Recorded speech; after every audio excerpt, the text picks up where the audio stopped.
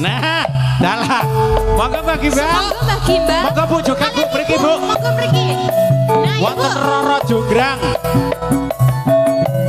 Dipun aturaken dumateng para tamu undangan sedaya kang sampun rawuh wonten ing kalenggahan menika.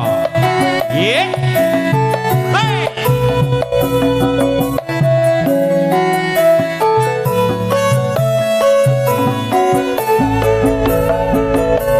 Roro Jonggrang kowe pancen ayu tenan.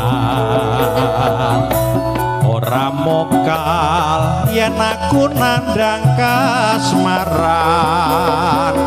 Waspadakno prajuritmu kalah perang.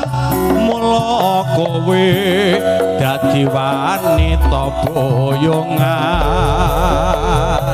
Saka Bandung kuwi aja malungkun.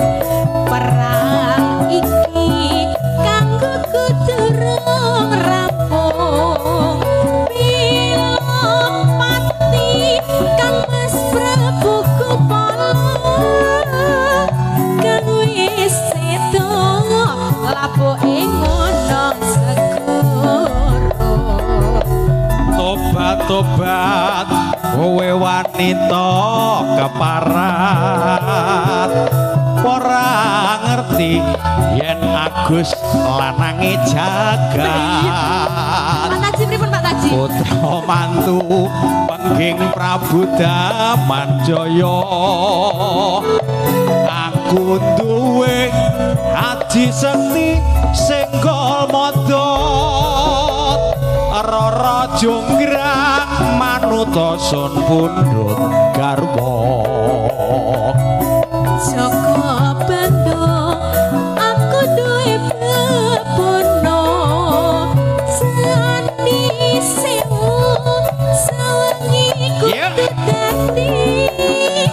Iya Jonggrang panyuwunmu tak turuti. Monggo bagi Bal. Monggo bagi. Jujukitan akan bangsa tayub kalian puri budaya.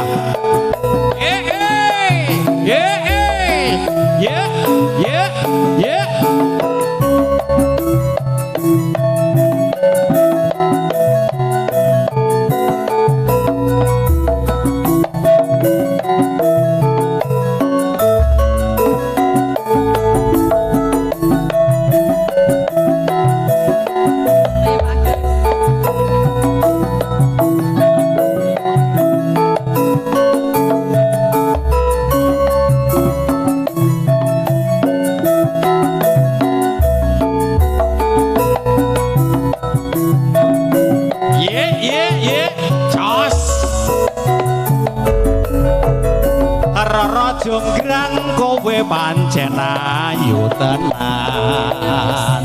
Ora mokal yen aku nandhang kasmaran. Waspadakno prajuritmu kalah perang. Mula kowe dadi wanita boyongan. Saka Bandung kowe aja malu. Aku ora kulamukung nduk Cahyu. Perang iki kanggo durung rampung.